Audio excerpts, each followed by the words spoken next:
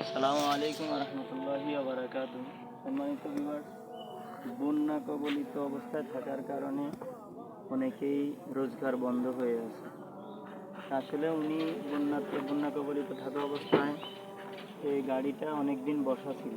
ওনার গাড়িটা বসে থাকার কারণে গাড়িটার ভিতরে টুকটাক কাজ যখন ধরা খায়, কাজ করতে যাওয়ার কারণে প্রায় ধীরে ধীরে বিভিন্ন মাল সামানা লাগাইতে হয়। ওনার প্রায় 26,000 টাকা সিএনজিতে লেগে যায়। তো এই সিএনজির দ্বারা আল্লাহ তাআলা ওনার রিজিকের ফয়সালা করেন। আলহামদুলিল্লাহ, ওনার সিএনজি এখন ঠিক হয়েছে। দীর্ঘ 2.5 থেকে 3 মাস বসা, ঘরে পানি, রাস্তায় পানি থাকার কারণে বিভিন্ন জায়গায় যাইতে পারে নাই। তো এখন ওনার সিএনজি ঠিক হয়েছে। ঠিক করতে এতদিন 2-2.5 মাস 3 মাস বসে থাকার কারণে ফ্যামিলিতে সমস্যা হচ্ছে। উনি 3-4টা সন্তান আছে ওনার, স্ত্রী আছে, ঘরে একদম অবস্থা হাহাকার চলে আসছে যেটা বলা যায়।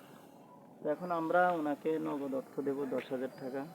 উনি সিএনজি মেরামত করেছেন। সিএনজি যেহেতু মেরামত করেছেন, ওনার কাছে টাকা ছিল না, অনেক কষ্টে ছিল। আমাদের কাছে সংবাদ আসার পরে আমরা ওনার জন্য টাকাটা নিয়েছি। তো ওনাকে এখন হাদিয়াটা দেবো।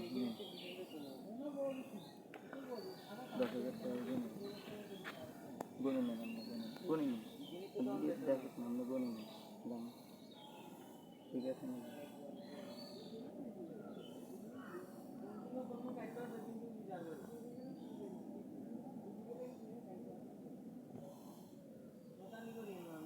উনি টাকাটা বুঝে গেছে। টাকাটা কি কারণে নিচ্ছেন ওটা বলেন, মানে আপনার কি সমস্যার কারণে? সিএনজি ঠিক করার জন্য আমি কতদিন বসা? আপনি কতদিন বসা? 2.5 মাস। 2.5 মাসের মতো বসা। কত টাকা খরচ হয়েছে এটাতে? 26,000 টাকা খরচ। আমার ফ্যামিলি মেম্বার কয়জন? ছেলে মেয়ে কয়জন? দুইজন, মেয়ে 3 জন, 5 জন।